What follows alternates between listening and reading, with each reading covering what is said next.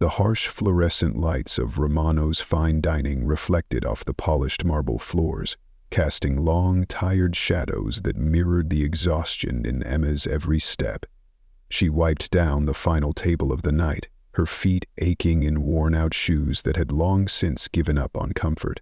Her uniform, once a crisp white, now bore the weary stains of a relentless 12-hour shift.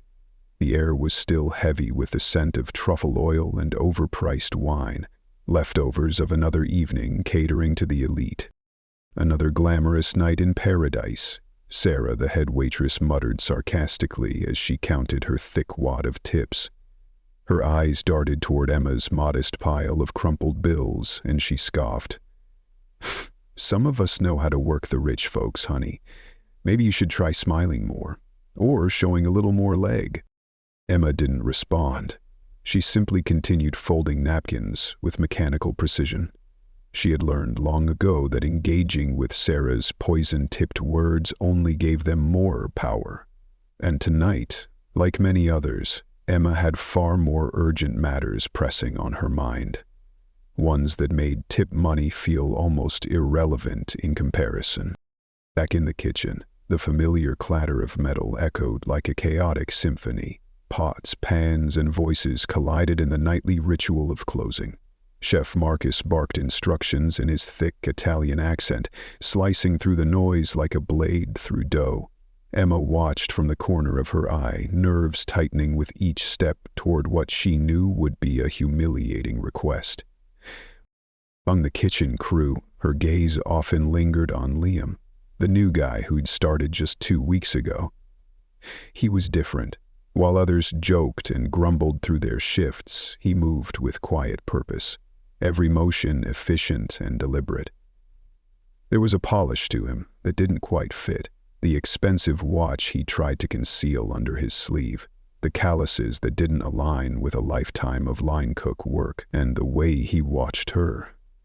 Not with lust, not with pity, but with curiosity, with thought. It unnerved her. It made her wonder if he saw something she was trying hard to hide. Taking a breath that trembled just slightly, Emma walked up to the kitchen pass. The rich aroma of garlic and herbs transported her for a brief second back to childhood Sundays when her mother's cooking filled their tiny apartment with warmth. Those memories now felt like scenes from a life that belonged to someone else. "Chef Marcus," her voice barely rose above the din.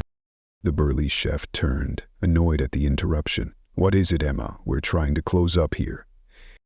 Her cheeks burned as the kitchen staff turned to look, but she forced the words out. "I was wondering if there's any leftover food you were going to throw out. Could I maybe take some home?" The room fell still. Only the hum of the refrigerator filled the silence. From the dining area, Sarah let out a mocking laugh. "Oh, for crying out loud," she shouted. "If you're that broke, maybe get a second job instead of begging like some stray mutt." Emma's face flushed deeper, but she stood her ground. "I'm not begging, I just thought, if it's going to waste anyway." Chef Marcus paused. His gruff expression softened. He'd always respected Emma. She was dependable, quiet, and treated his kitchen and his food with dignity, unlike some of the other servers who thought nothing of tossing untouched plates into the trash. "There's some pasta fagioli left," he said finally, ladling the thick soup into a container. "And some bread we didn't serve." "Thank you," Emma said quietly, each word laced with genuine gratitude. "Thank you so much." Across the prep table, Liam had been watching the entire scene unfold, and something about it struck him. Emma's request hadn't come from laziness or entitlement. There was a quiet desperation in her voice, a kind that doesn't beg for sympathy, just survival. It tugged at something buried in his memory, something painfully familiar. "Probably feeding some deadbeat boyfriend," one of the line cooks, Tony, muttered as he scraped leftovers into the trash. "Girls like that always got some loser at home drinking their paycheck." Emma's jaw clenched, But she didn't take the bait. She gently packed the food into a worn canvas bag like it was medicine, not just a meal. Every motion careful, protective. As she turned to leave, her eyes met Liam's across the kitchen. For just a second, something raw and unspoken passed between them. A flicker of pain, yes, but also unrelenting strength. It hit Liam with a sense of déjà vu, like he was watching a memory play out in real time. "Good night, everyone," Emma said, her voice calm, composed, almost regal. "See you tomorrow." She walked toward the employee exit, clutching her bag close to her chest like it held pieces of her dignity, because in many ways, it did. Back inside the restaurant, the staff had already returned to their cleaning duties. The moment with Emma had passed, forgotten as quickly as it came, but for Liam, it lingered. He stood frozen at the sink, his thoughts miles away as he watched the back door where Emma had disappeared moments earlier into the alley. Her eyes, there was something about them. They held the quiet weight of hidden stories, tales of resilience and sacrifice he could only begin to guess. But more than that, there was a haunting familiarity, a pull as if those eyes echoed something lost in his own past. "Earth to Liam," Chef Marcus' voice cut through his reverie. "You planning to stand there all night or help us close this place?" Liam blinked, snapping back to the present. He grabbed a towel and joined the final cleanup, his hands moving automatically but his mind stuck on Emma. He hadn't come here to form attachments. His goal had been simple: go undercover, work alongside his employees, and learn what life was truly like for those at the foundation of his business. He'd wanted raw truth, not a carefully curated version filtered through managers and spreadsheets. But he hadn't expected to meet someone like Emma. She wasn't loud. She didn't demand attention or sympathy. And yet her presence, calm, steady, unbreakably kind, had drawn him in like gravity. There was a story buried beneath that quiet strength, a story far deeper than a woman asking for leftover food, and Liam knew he had to understand it, not just for her sake, but because something about it struck a chord he could no longer ignore. As the final pot was dried and the lights began flickering off one by one, Liam made a decision. He would follow her. He had to see where this journey led. Outside, the city was cloaked in night.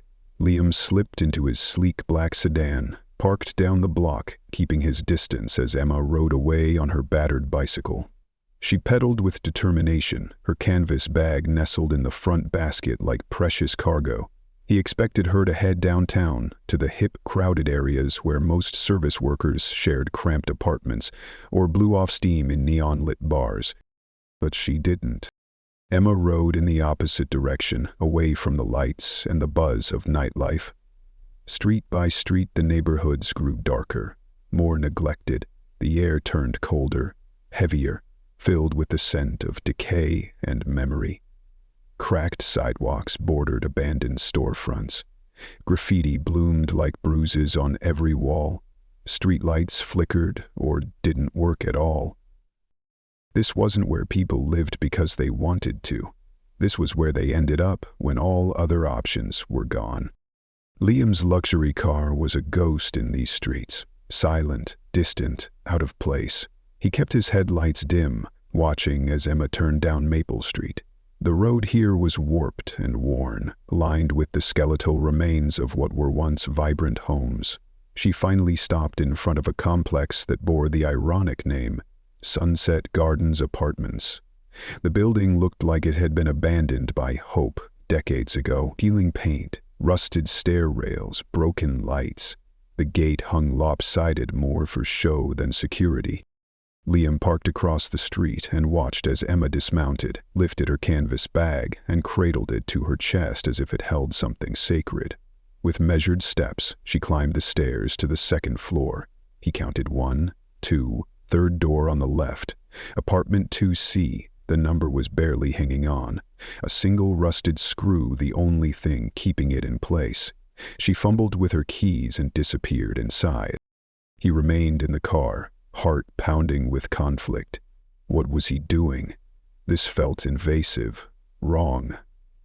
But that ache in her eyes, that flicker of something he couldn't name, it was like gravity pulling him forward. He needed to know why. He got out. The lobby smelled of mildew and something sour he didn't want to identify. The elevator had an out-of-order sign that might as well have been carved in stone.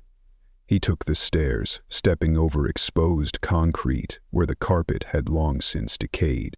Outside apartment 2C, he paused. Through a small gap in the blinds, he caught a glimpse inside, and his breath caught in his throat. The apartment was sparse, but spotless. Not the sterile cleanliness of wealth, but the tender order of someone fighting to maintain dignity in the face of chaos. Furniture mismatched but cared for, hand-sewn curtains, a few potted plants, photographs arranged lovingly on a makeshift bookshelf. And then he saw her.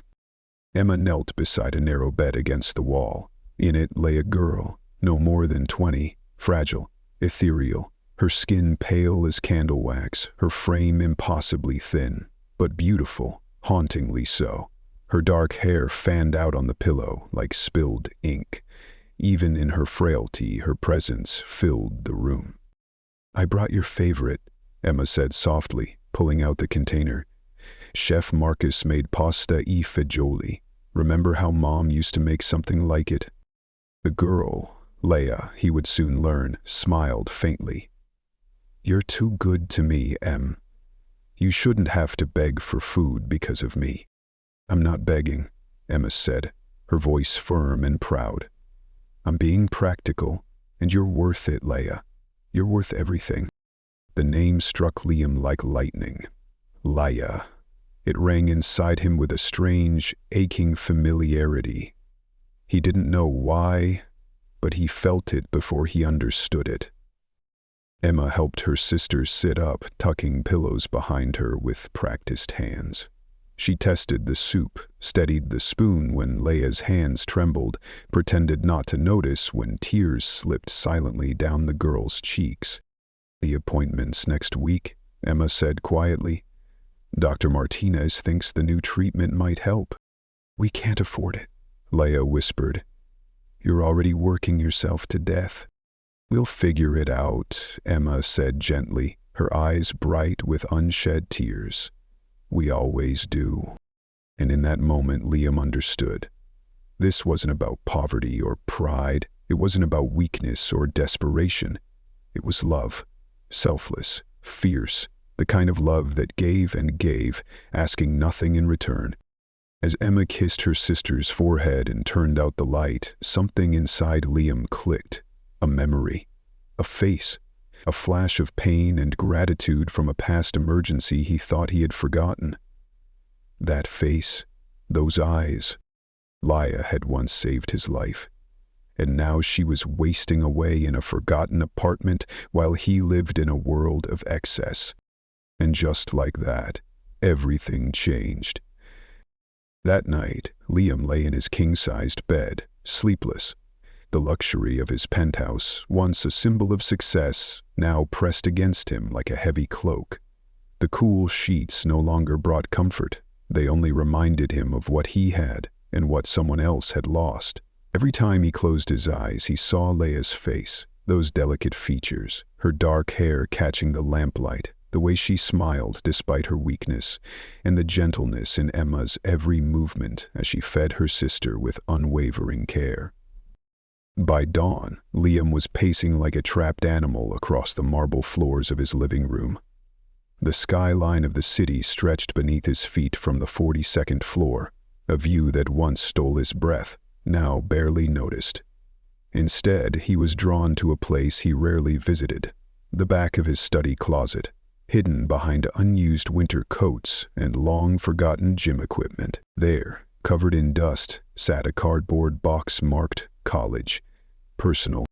His hands shook as he opened it. Inside were fragments of another life. Old textbooks, faded concert stubs, snapshots from dorm parties, academic awards that had once meant everything. But he dug deeper, searching for something he had long buried in the folds of memory, something that had always felt like a dream he couldn't prove was real. And then he found it. Wrapped in yellowed tissue paper was a photograph, no bigger than 4 by 6. Its corners curled, its colors faded, but the image still burned like a flare in his chest. A teenage girl, dripping wet, smiled into the camera. Behind her, the swollen, dangerous waters of Pine River churned, and in the distance, a flipped kayak bobbed helplessly. Her clothes clung to her small frame, her hair slick against her skin, but her eyes, those eyes blazed with life. They were unmistakably Leia's. And suddenly, the dam broke. 15 years of blurred recollections came rushing back. Screams, the icy bite of river water, the terrifying drag of the current as it pulled him down, his legs tangled in broken gear.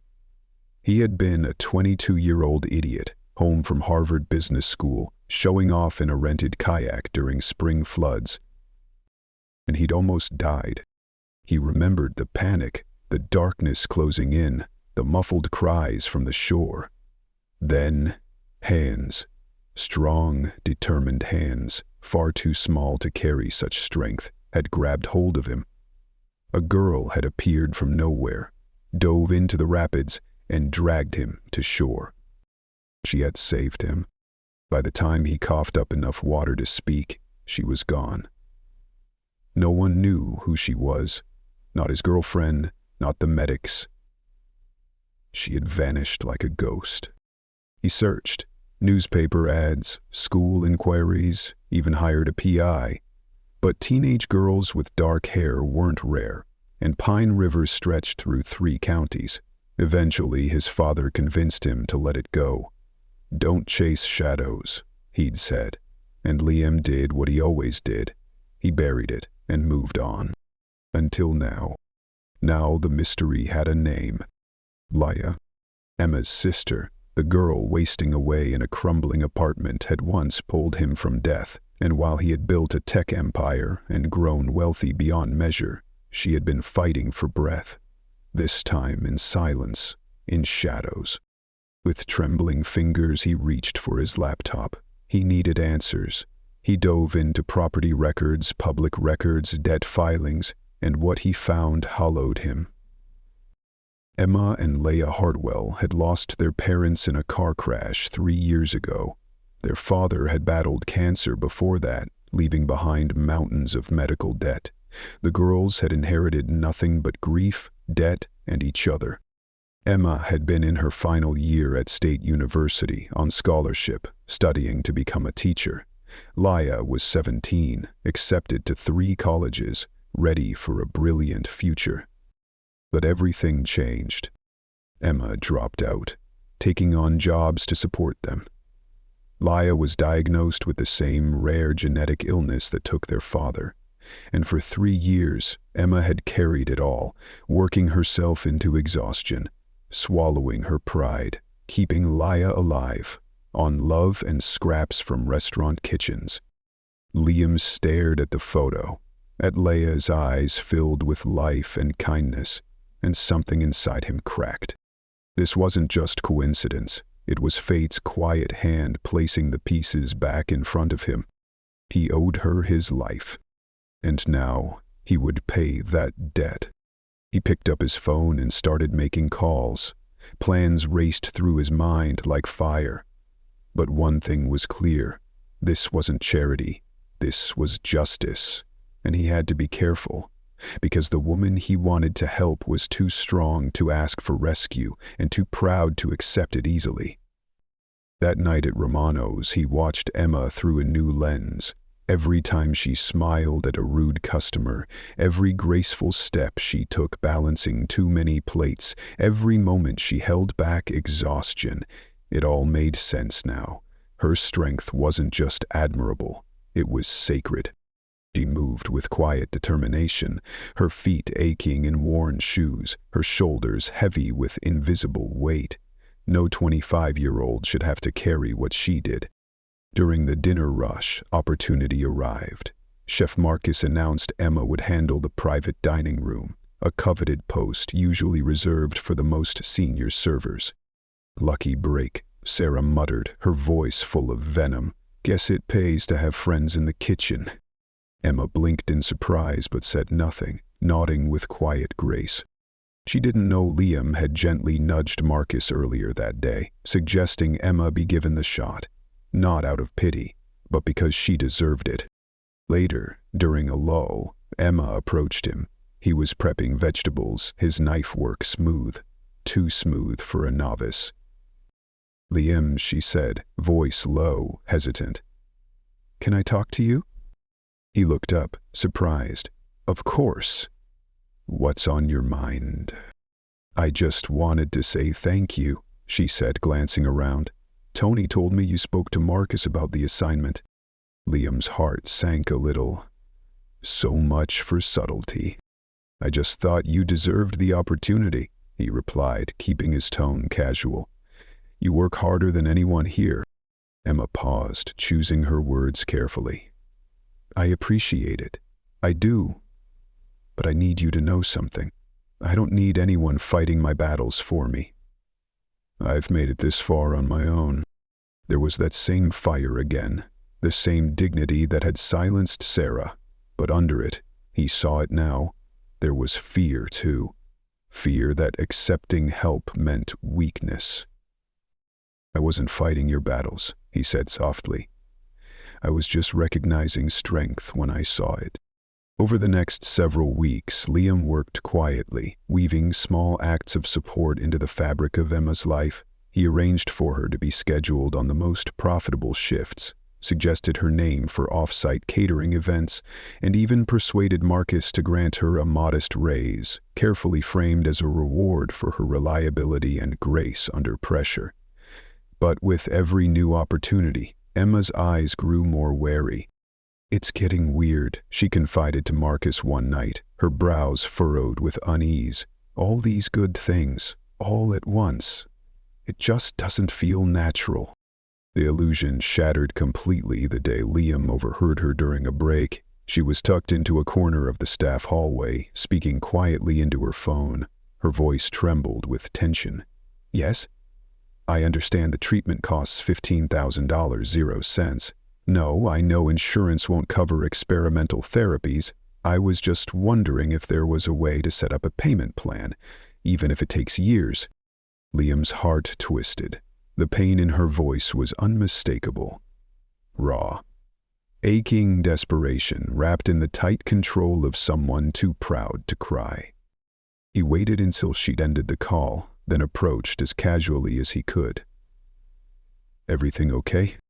Emma quickly wiped away the tears she thought he hadn't seen. "Fine. Just fine." Liam made a choice in that moment, one he knew came with risk.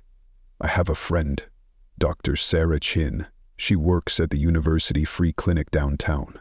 She's incredible. Sometimes she hears about programs, grants, research trials, things like that. Not charity, just options for people who qualify. Maybe I could give you her number?" For the briefest moment, something in Emma's expression softened, but just as quickly it hardened into stone. "What kind of programs?" she asked. "Foundations, trial sponsors, medical support channels," he said carefully. "It's not pity, I swear." She stared at him. "How do you know about medical programs? You're a prep cook. Since when do line cooks have connections to medical researchers?" The air grew cold. "Used to volunteer?" he stammered, but she cut him off. Stop. Her voice was ice. "I don't know what your game is, Liam, but I'm not some story for you to fix." "Emma, please." "Help," she snapped, voice rising. "You don't know me. You don't know anything about what I've been through. And suddenly you're full of helpful tips and miracle contacts. What do you want from me?" The truth was, he didn't know how to explain it. Not without revealing everything. "I don't want anything," he said quietly. "I just think you deserve better." "Better than what? Honest work? Taking care of myself?" Everything I've done, I earned. Every shift, every dollar. I don't need anyone's pity. She turned to walk away, but he couldn't let her, not with Laya's life hanging in the balance. Emma, wait. She spun on him, eyes blazing. Whatever this is, it ends now. I don't need saving, Liam. Not from you. Not from anyone. And then she left. Liam stood frozen, realizing the painful truth. He had tried to save someone who didn't believe she needed saving. And maybe, just maybe, she was right. Her strength wasn't just in how she endured. It was in how she refused to be broken. But she didn't know, couldn't know, that her strength had once saved him, too. Back at his penthouse that night, he sat in silence, Emma's voice echoing in his mind. Her fury had wounded him, but it had also awakened something deeper. He couldn't help her until he truly understood what had stolen her choices in the first place. He opened his laptop and started digging.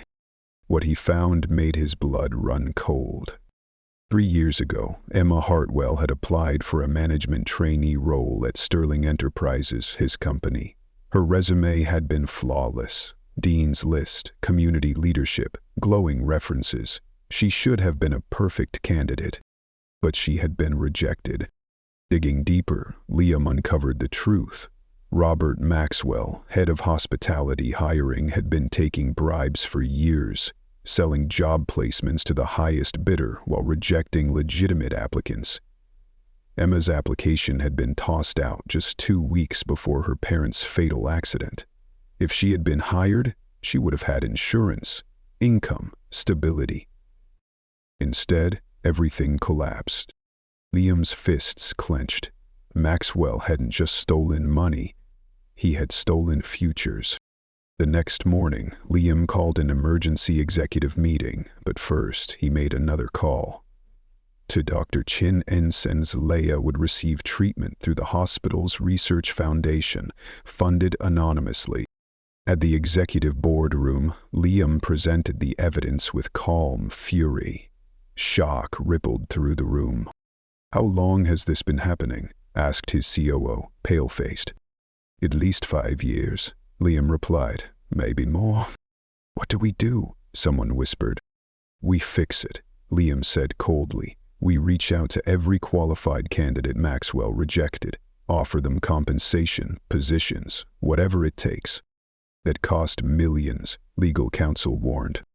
Then it costs millions. Maxwell was terminated immediately. Legal action began.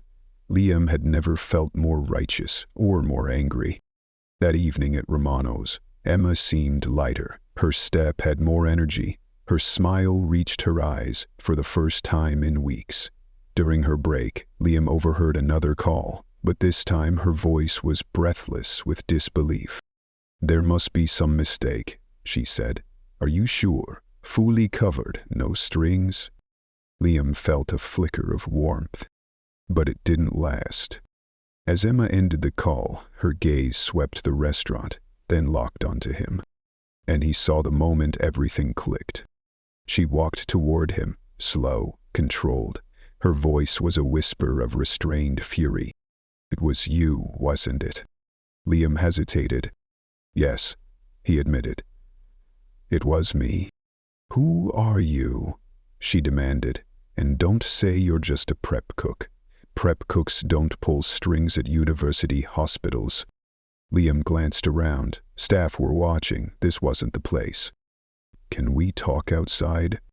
She led him to the alley where it all began. Under the security lamp's glare, she crossed her arms and waited. My name is Liam Sterling, he said. I own Romano's. I own the chain.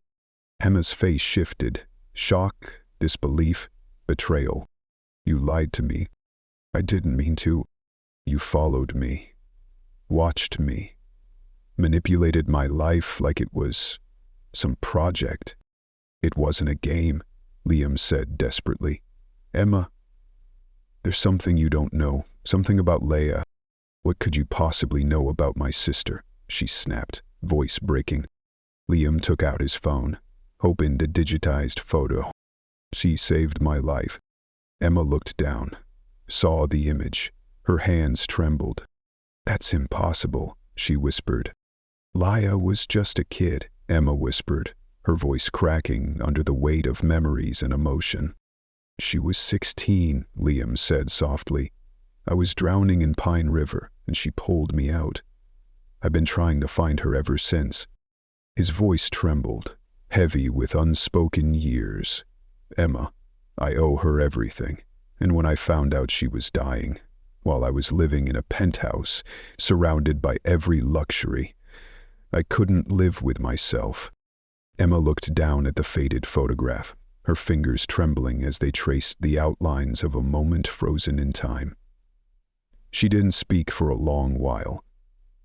When she finally looked up, her face was wet with tears. Mason de Silva, wartime. Why didn't you just tell me? Because, Liam said gently, you were already doing more for your sister than I ever could. I didn't want to overshadow that. I just wanted to help in whatever way I could. His words hung in the air like a fragile bridge between them, uncertain, vulnerable, but offering a path from suspicion to something more human. The choice to cross that bridge wasn't easy, but it was hers. 6 months later, everything had changed.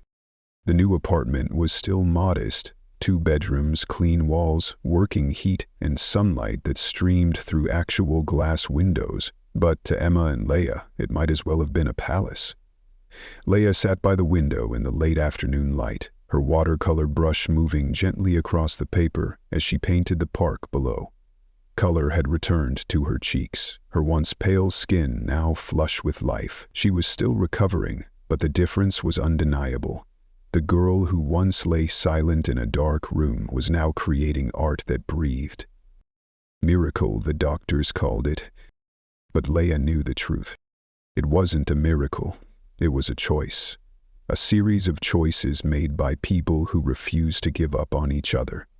And love, when given space to grow, had a way of reshaping fate. Emma arrived home, her apron still dusted with flour from her new position as supervisor at Romano's flagship restaurant.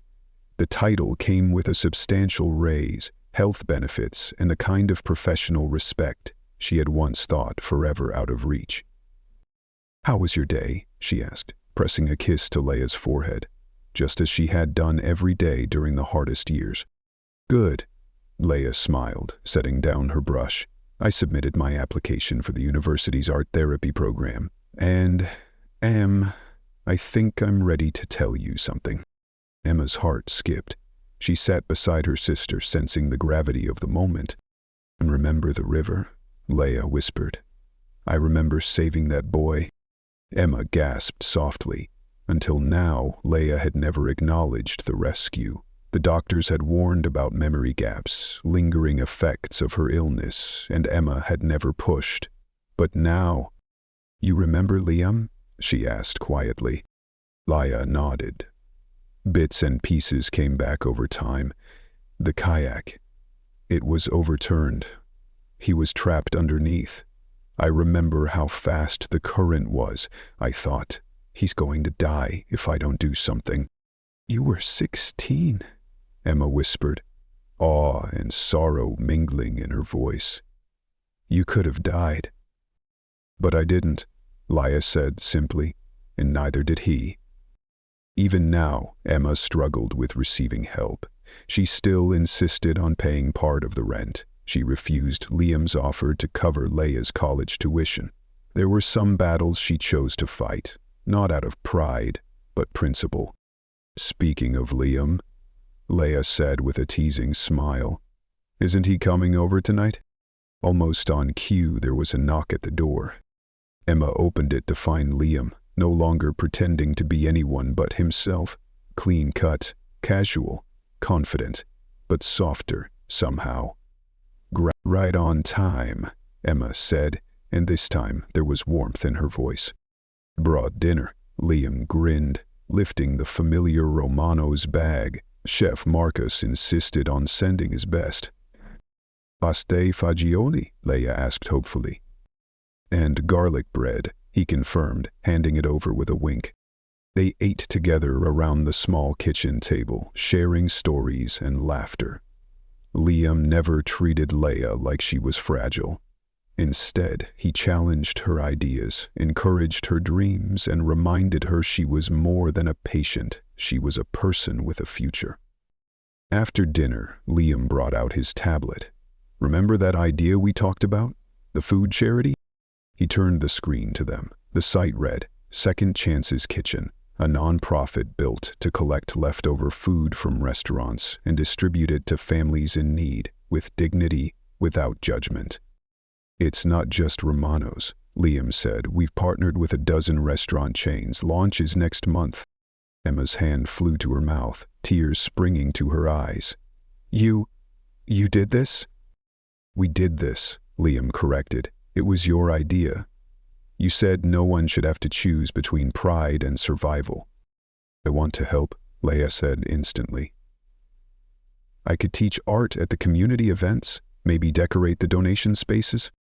"I was hoping you'd say that," Liam smiled. "We need people who know what it's like."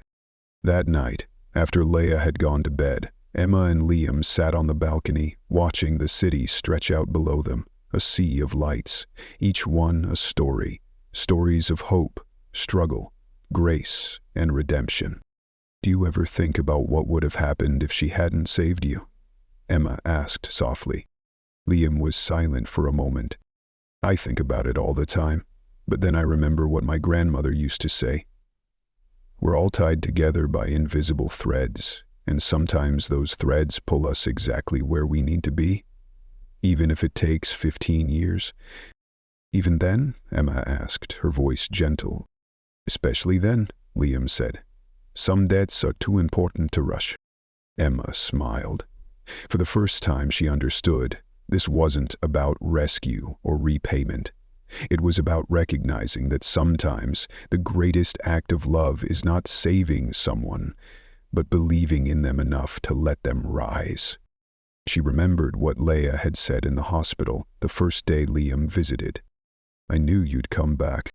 She hadn't remembered his face, but somehow she had known. Because the best people, the ones who carry invisible debts of the heart, they always find their way back. And in the glow of the city, as the lights of Romano's flickered in the distance, Emma knew that what started with a quiet request for leftover food had become something bigger. A reminder that everyone has the power to save someone, and everyone deserves to be saved. The threads that connected them all were stronger than they ever imagined.